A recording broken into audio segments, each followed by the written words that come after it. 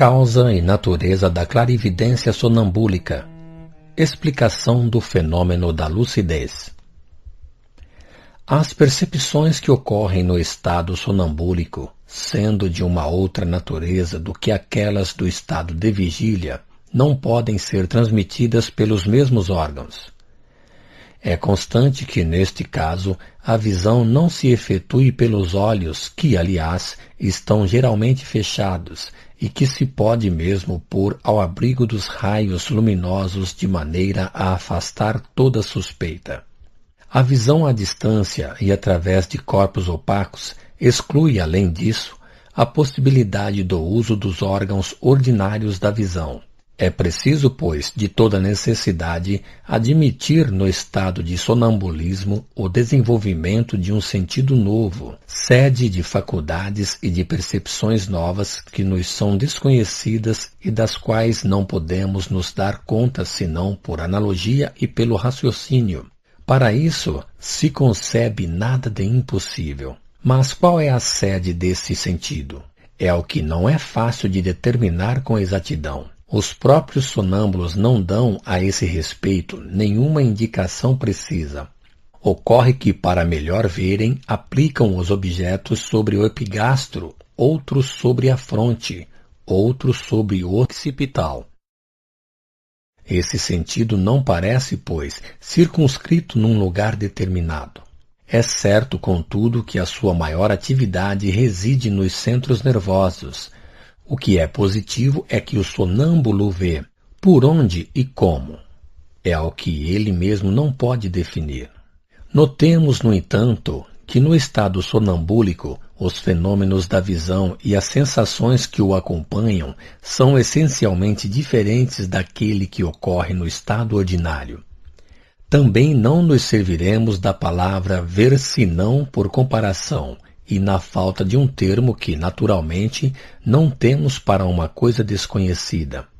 Um povo de cegos de nascença, de nenhum modo, teria palavra para exprimir a luz, e relacionaria as sensações que ela faz sentir a alguma daquelas que compreende porque a ela está submetido.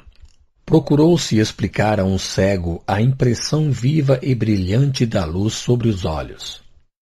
Eu compreendo, disse ele, é como o som da trombeta. Um outro, um pouco mais prosaico, sem dúvida, a quem se quis fazer compreender a emissão dos raios em feixes ou cones luminosos, respondeu: Ah, sim, é como um objeto de forma cônica. Estamos nas mesmas condições com respeito à lucidez sonambúlica. Somos verdadeiros cegos. E como estes últimos para a luz, nós a comparamos àquilo que para nós tem mais analogia com a faculdade visual. Mas se quisermos estabelecer uma analogia absoluta entre essas duas faculdades e julgar uma pela outra, necessariamente nos enganaremos como os dois cegos que acabamos de citar. Está aí o erro de quase todos aqueles que procuram, supostamente, se convencer pela experiência. Querem submeter a clarividência sonambúlica às mesmas provas que da visão comum, sem sonhar que não há relações entre elas a não ser o nome que lhes damos, e como os resultados não respondem sempre à expectativa, acham mais simples negar. Se procedermos por analogia, diremos que o fluido magnético espalhado por toda a natureza e do qual os corpos animados parecem ser os principais focos é o veículo da clarividência mediúnica, como o fluido luminoso é o veículo das imagens percebidas pela nossa faculdade visual. Ora, do mesmo modo que o fluido luminoso torna transparente os corpos que atravessa livremente, o fluido magnético, penetrando todos os corpos sem exceção, não há de nenhum modo corpos opacos para os sonâmbulos. Tal é a explicação, a mais simples e a mais natural, da lucidez, falando do nosso ponto de vista. Nós a cremos justa porque o fluido magnético incontestavelmente desempenha um papel importante nesse fenômeno. Ela, entretanto, não poderia dar conta de todos os fatos. Há uma outra que os abarca a todos, mas a qual algumas explicações preliminares são indispensáveis. Na visão à distância, o sonâmbulo não distingue um objeto ao longe como poderíamos fazê-lo através de um binóculo. Não é de nenhum modo esse objeto que se aproxima dele por uma ilusão óptica. É ele mesmo que se aproxima do objeto. Ele o vê precisamente como se estivesse ao lado dele. Ele mesmo se vê no lugar que observa. Em uma palavra, ele se transporta.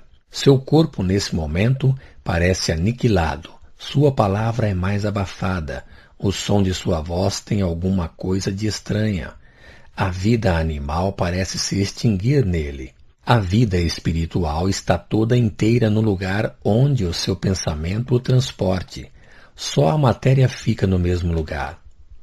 Há, pois, uma porção de nosso ser que se separa de nosso corpo para se transportar instantaneamente através do espaço, conduzida pelo pensamento e a vontade. Essa porção, evidentemente, é imaterial. De outro modo, ela produziria alguns efeitos da matéria. É a essa parte de nós mesmos que chamamos a alma. Sim, é a alma que dá ao sonâmbulo as faculdades maravilhosas das quais goza. A alma que, em circunstâncias dadas, se manifesta se isolando em parte e momentaneamente de seu envoltório corporal. Para quem observou atentamente os fenômenos do sonambulismo em toda a sua pureza, a existência da alma é um fato patente, e a ideia de que tudo se acaba em nós com a vida animal é para ele uma insensatez demonstrada até a evidência. Também se pode dizer com alguma razão que o magnetismo e o materialismo são incompatíveis.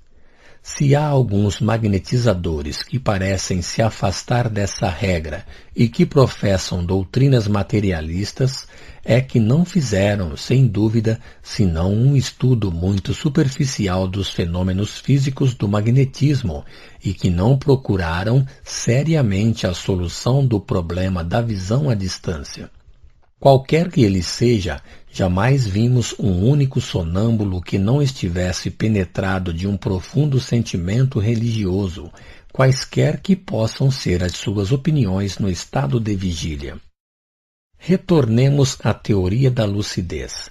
A alma, sendo o princípio das faculdades do sonâmbulo, é nela que reside necessariamente a clarividência, e não em tal ou tal parte circunscrita de nosso corpo. É porque o sonâmbulo não pode designar o órgão dessa faculdade como designaria o olho para a visão exterior. Ele vê por todo o seu ser moral, quer dizer, por toda a sua alma, porque a clarividência é um dos atributos de todas as partes da alma, como a luz é um dos atributos de todas as partes do fósforo. Por toda a parte, pois, onde a alma pode penetrar, há clarividência. Daí a causa da lucidez através de todos os corpos, sob os envoltórios mais espessos e em todas as distâncias. Uma objeção se apresenta naturalmente a esse sistema e devemos nos apressar em responder a ela. Se as faculdades sonambúlicas são as mesmas da alma